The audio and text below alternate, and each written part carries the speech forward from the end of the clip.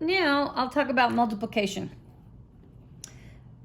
We are multiplying a single, let me start over. The number I'm multiplying is 482, that's on top, times 34. And when I am given numbers to multiply, multiplication is what we call commutative, means you can have 3 times 7 is the same as 7 times 3.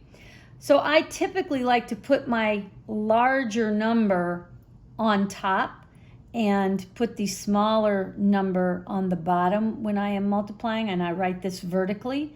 If ever I see a multiplication problem that is written horizontally, I rewrite it vertically, and I always put the more digits on top.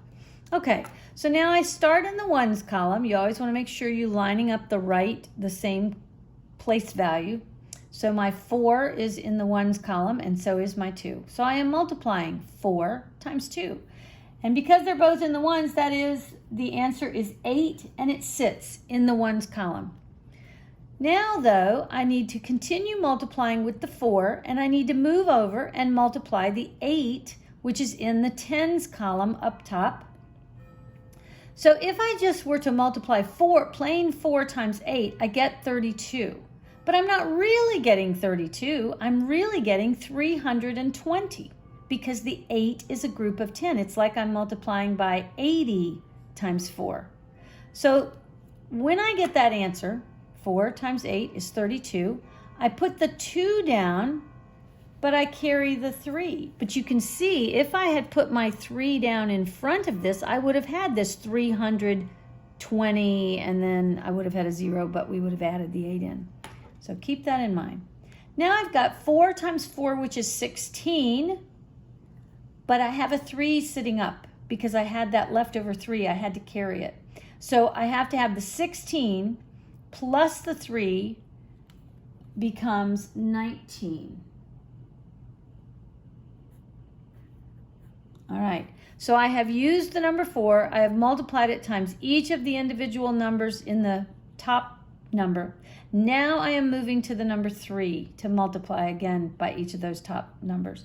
I want you to get in the habit of putting maybe either a line or something right under this number 3, because that's where you're going to start your answer.